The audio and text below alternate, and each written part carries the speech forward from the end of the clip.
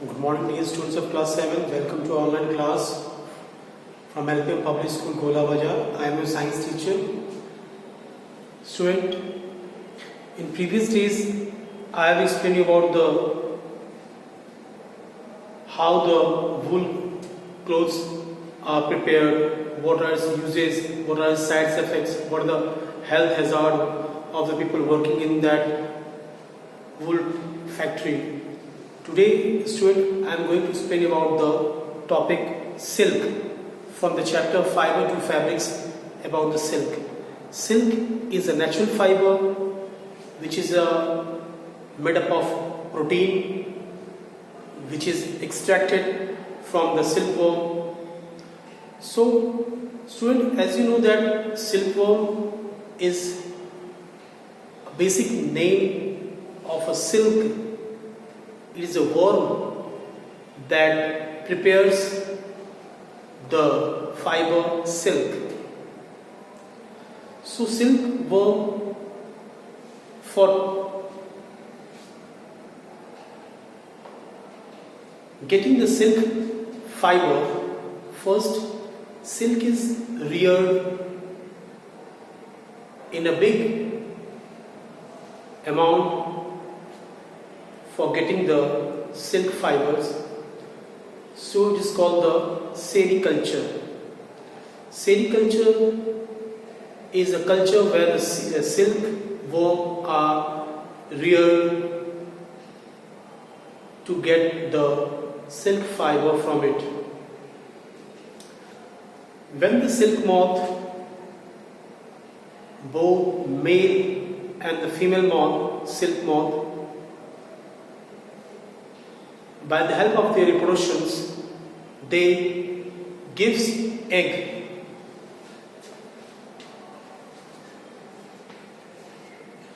And when that eggs hatches out, larva comes out from the egg, which further consumes too much amount of mulberry leaves.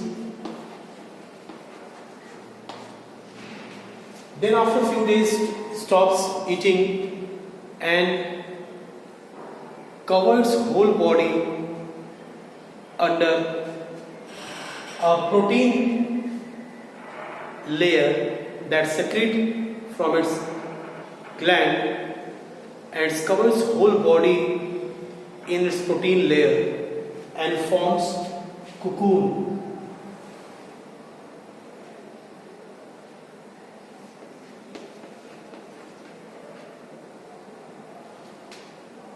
Further, inside the cocoon, the larva remains, which grow further inside the cocoon and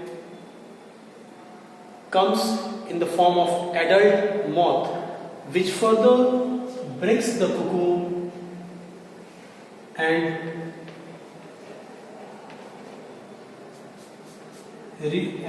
comes out from the cocoon as an adult moth. So this is the cycle of a silk, life cycle of a silk worm.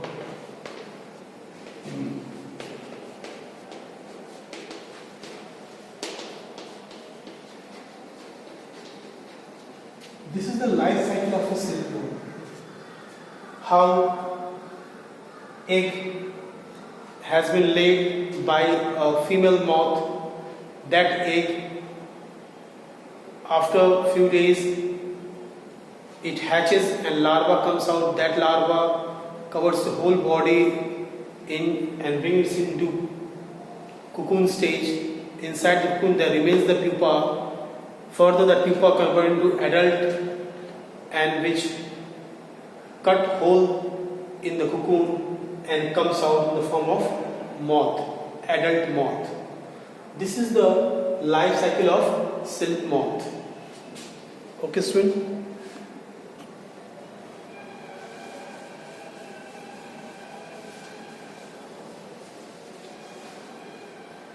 Next student, rearing of silkworm.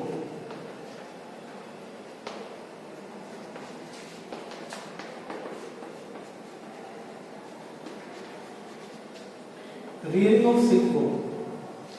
The female silkworm are collected in a disinfected linen bag where these female silkworm lay eggs. In a single time, a silkworm lays about 200 to 500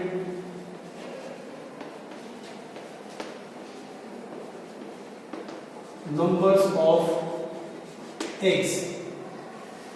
200 to 500 number of eggs in a single time, and these eggs are carefully taken and kept in a carton box or on a bamboo plate. Further, they are incubated, kept under incubation, and while keeping under incubation, few mulberry leaves are spread on that bamboo tray. So when the larvae start coming out of the egg, those larvae start eating the mulberry leaves very fast. Which leaves? Mulberry leaves.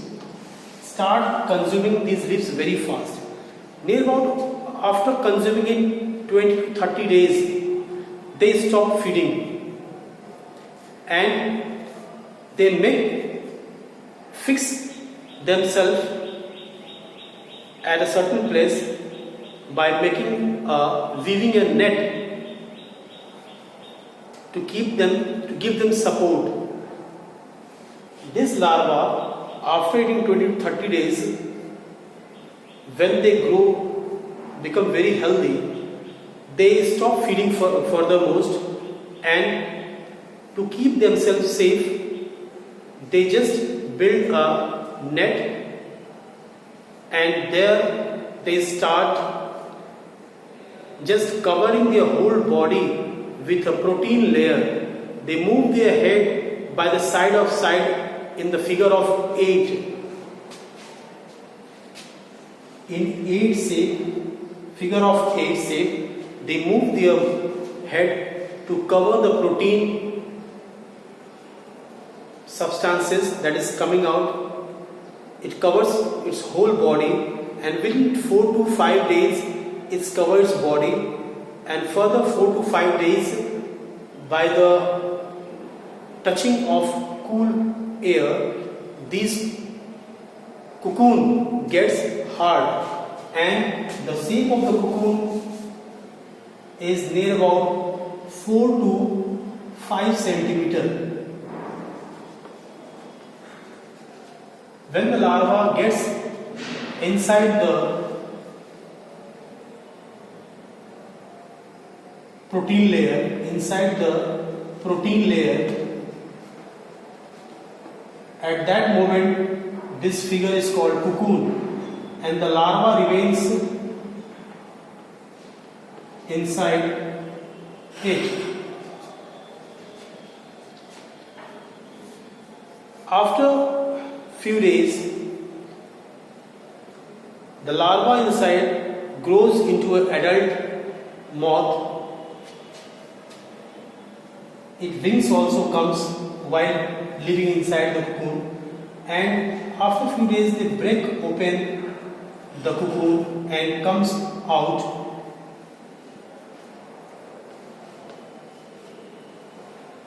In a form of a moth. Again they get mating with the male moth, and they again lay the eggs. This process goes on. This is the method of rearing of silkworm, and its one cocoon contains near about 600 to 1200 meter length of fine fiber.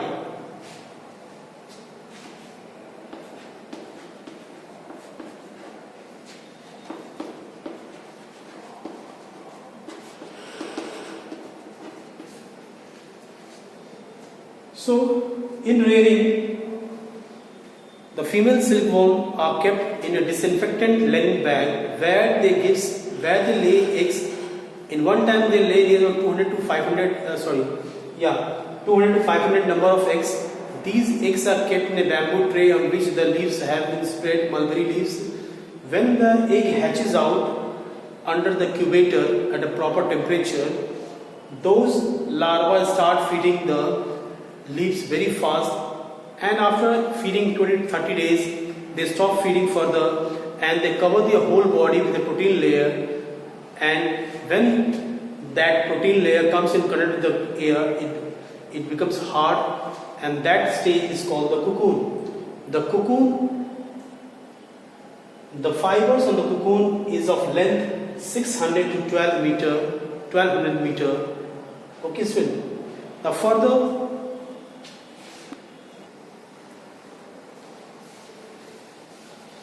students, I am going to explain about the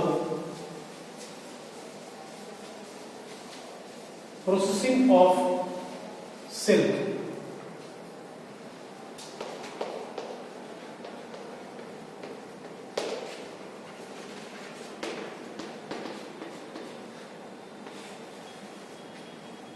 If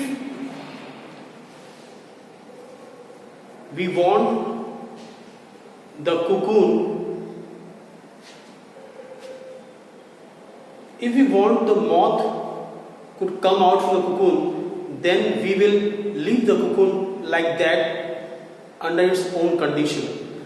But if we want to get the silk fiber from the cocoon, before the moth could cut the cocoon and come out, before this condition the cocoons must be collected and put in the boiling water.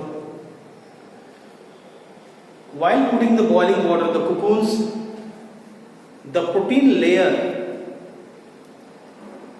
which is covered on the up of the cocoon, which has become hard, has become hardened due to a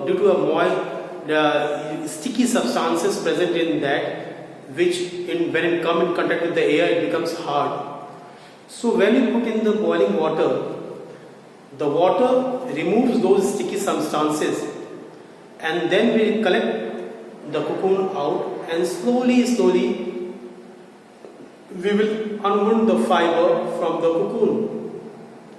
The fiber of the cocoon is very fine and thin that a slight jerk may break the fiber. So very carefully we will unreel the cocoon and take out the fiber. The fiber is so thin that we together take the fiber from 4 to 8 cocoons and twist together, then a little bit of strength comes in the cocoon, and when many fibers are twisted together, it forms the yarn or thread of silk. Then this silk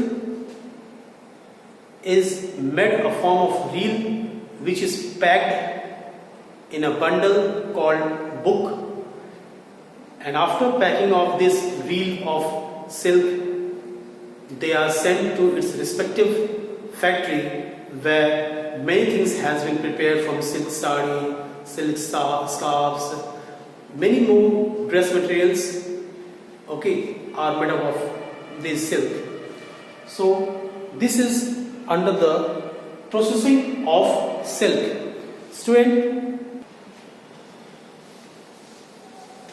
Now students, I will explain you about the properties.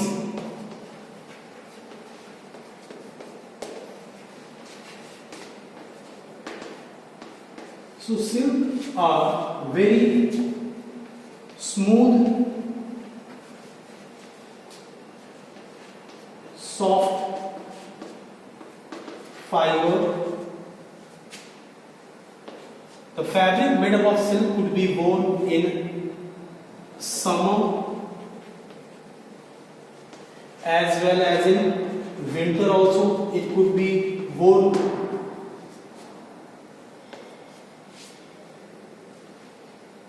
It absorbs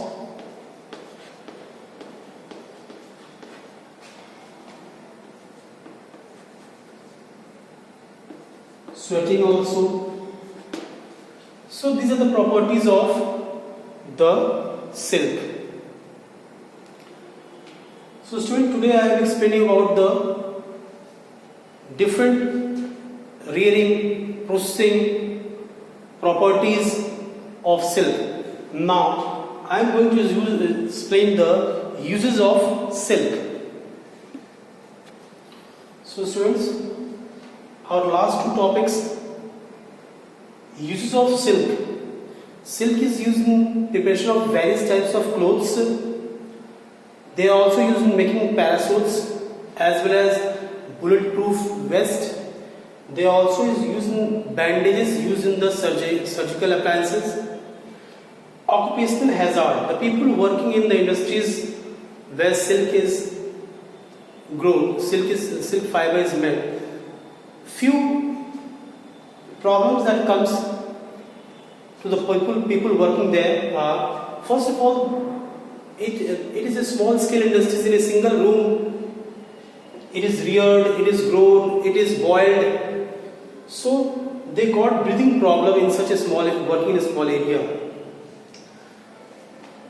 Taking out the continuous of those dead worms after boiling the cocoon, from inside the cocoon, those dead larvae taking out and throwing the dead larva continuous by their bare head, there causes infection in their hand.